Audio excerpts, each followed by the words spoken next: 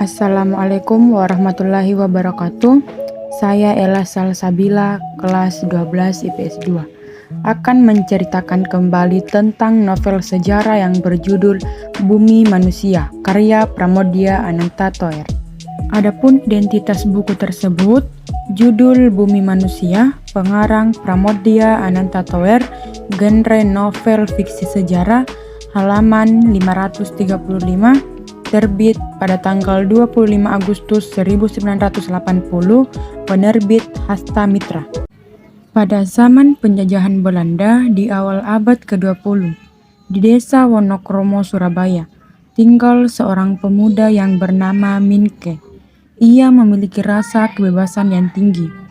Bapak Minke seorang bupati, namun Minke tidak menganggap darah bangsawannya itu sebagai sebuah anugerah. Dia mengkritik kebiasaan priai Jawa yang terlalu mengagung-agungkan kekuasaan, jabatan, atau kedudukan pria atas wanita. Minke lebih gemar menggunakan ilmu pengetahuannya untuk menuntut hal yang baik dan buruk. Untuk memperoleh ilmu, dia menuntut ilmu di HBS Surabaya. Selama menuntut ilmu, Minke bertemu dengan banyak orang yang mempengaruhi hidupnya. Di antaranya Robert Suroff, Robert Mellema, dan kawan-kawan. Robert Suroff adalah teman kelas Minke. Dialah yang mengenalkan Minke kepada Anelis. Anelis adalah bunga desa Surabaya.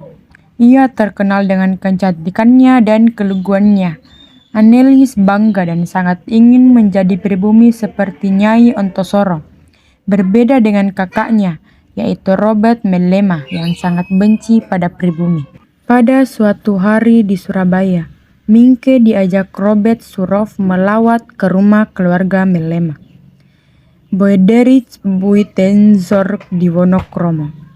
Kedatangan Minke disambut dengan penuh kecurigaan oleh Robert Mellema yang justru menyambut Robert Suroff dengan penuh keakraban.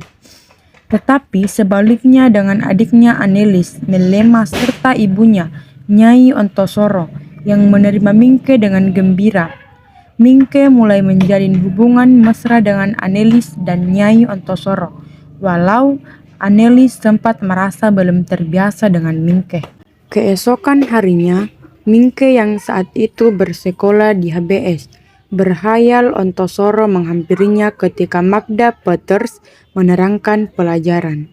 Sehingga Magda menyadarkan Minke yang diikuti dengan tertawaan kawan-kawannya, termasuk Suroff.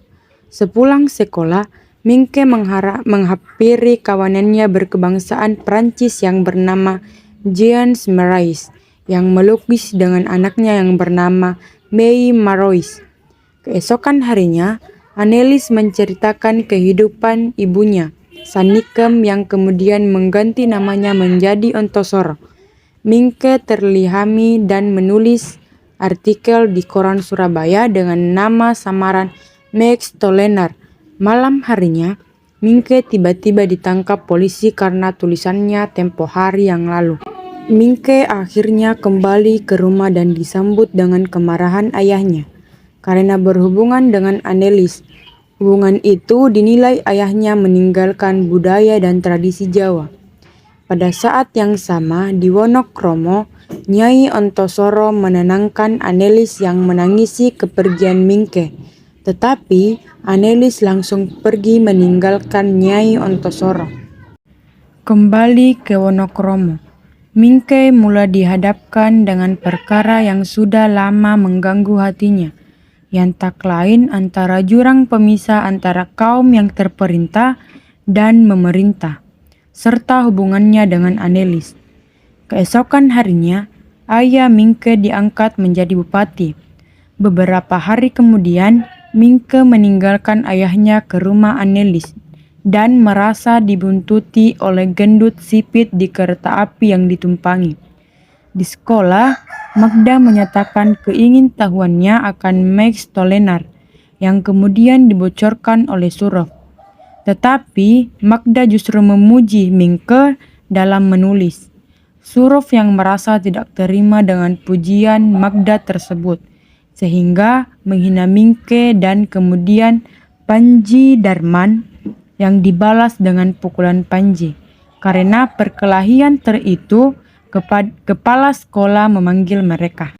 Anelis yang berkeliling pertanian tiba-tiba pingsan, sehingga Anelis dirawat Martinet. Mingke tidur sekamar dan bersetubuh dengan Anelis. Keesokan harinya, Mingke mengaku kepada Martinet bahwa Mingke bukanlah orang pertama yang menyetubuhi Anelis, karena sebelumnya Robert pernah memperkosa Anelis ketika berangkat ke sekolah. Mingke tiba-tiba meminta Darsam kembali ke rumah Anelis dan memutuskan menghabiskan waktu bersama Anelis di sana. Suatu hari, gendut sipit didapati penjaga rumah Anelis sedang memata-matai rumah itu, sehingga memancing Darsam, Mingke, dan Anelis mengajarnya hingga rumah pelacuran. Di sana, Darsam menemukan Herman yang tewas karena keracunan dan Maiko melarikan diri. Permasalahan datang kembali setelah kematian Herman Mellema yang dianggap ada kejanggalan. Akhirnya, polisi melakukan penyelidikan tentang kasus kematian Herman Mellema. Dalam persidangan, Nyai Ontosoro terlihat pasrah. Nyai Ontosoro juga mendapatkan tuntutan dari anak sah perkawinan Herman Mellema. Dia menuntut haknya berupa perusahaan yang dimiliki oleh Herman Mellema. Pada akhirnya, Mingke harus mengikhlaskan keberangkatan Anelis ke Belanda yang disebabkan karena pernikahan Ontosoro dan Herman diputuskan tidak sah oleh hakim pengadilan, sehingga Anelis harus diserahkan kepada walinya di Belanda. Beberapa hari kemudian, Mingke yang membawa buku berdiri di depan tebing pantai, diiringi dengan senandika dari Mingke. Eropa menciptakan hukum, Eropa pula yang memainkannya. Pribumi hanya penonton, tukang sorak sekaligus pesakitan atas pertunjukan yang mereka perbuat. Tapi, bagaimanapun mereka tidak akan melecehkan hukum mereka sendiri. Aku harus menghadirkan saksi kunci. Nilai-nilai yang dapat diambil dari novel karya Pramoedya Ananta Toer ini, terutama pada nilai sosial, kemanusiaan dan pendidikan melalui Tongra Analis dan keluarganya pengarang, menggambarkan adanya ketidakadilan di antara masyarakat pribumi dan bangsa Eropa yang dimana masyarakat pribumi dianggap remeh, sedangkan bangsa Eropa diistimewakan.